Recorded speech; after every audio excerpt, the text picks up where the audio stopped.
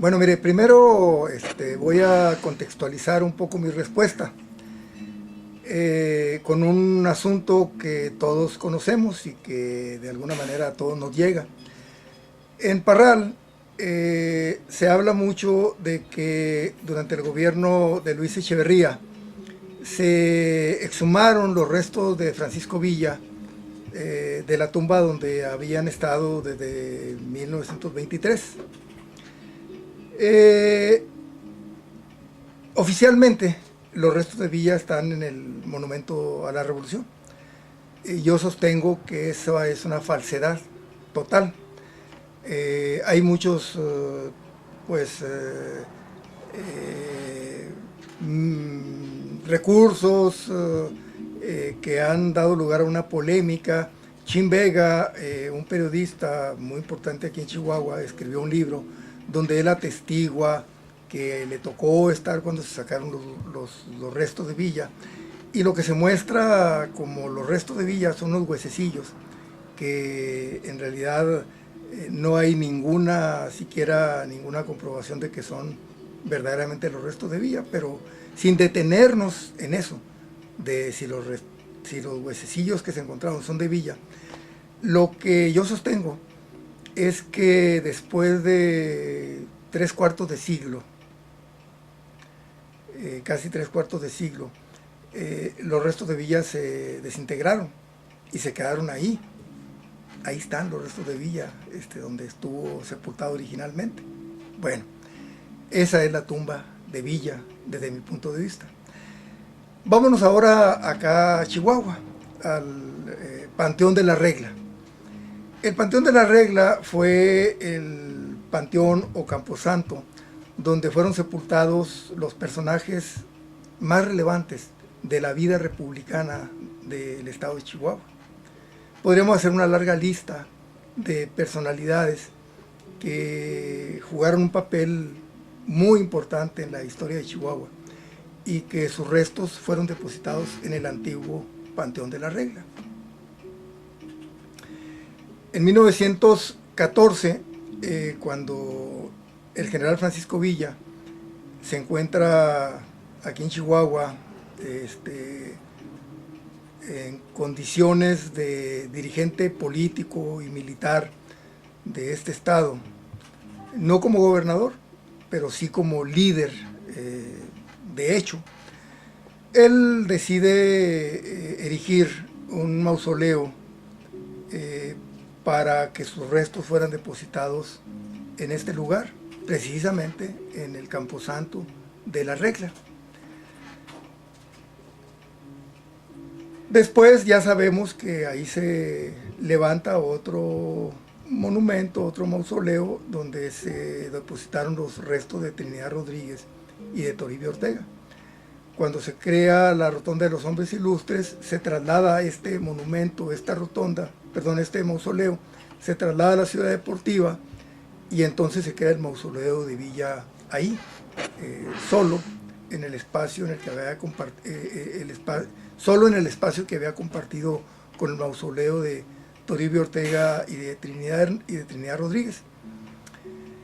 En 1923, después de que el general Villa es asesinado por un complot del que todas se discuten sus verdaderos objetivos y todavía están ahí guardados en el secreto, se intentó traer los restos de Villa a Chihuahua y por una situación política, así lo aseguro yo, por una cuestión de orden institucional, vamos a decirlo, el general Ignacio Enríquez, que a la postre era el gobernador del estado, se opuso a que se inhumaran ahí los restos del general Villa.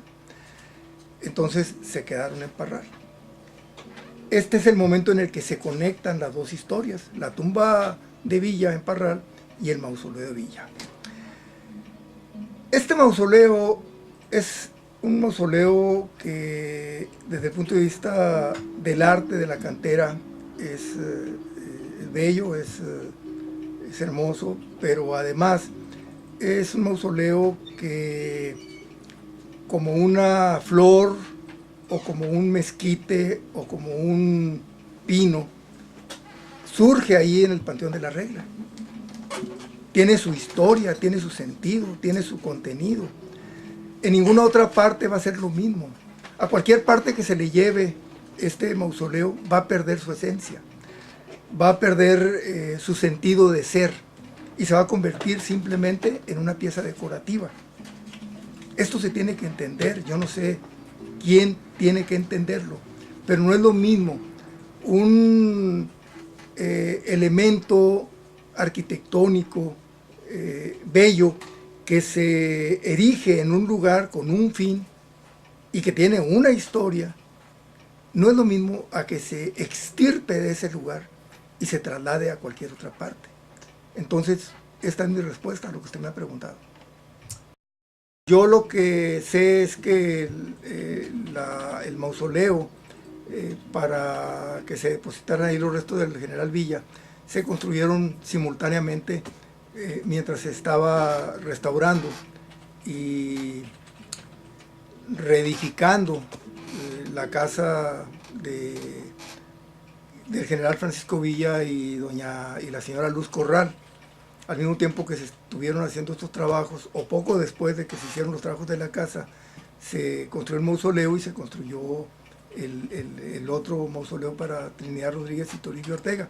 Que la sociedad se interese más en sus recursos culturales, en su patrimonio, que la sociedad reflexione más sobre estos asuntos. A mí me da la impresión de que aquí en Chihuahua muchos de estos asuntos se convierten en chirinola y se tratan como una chirinola, ¿verdad?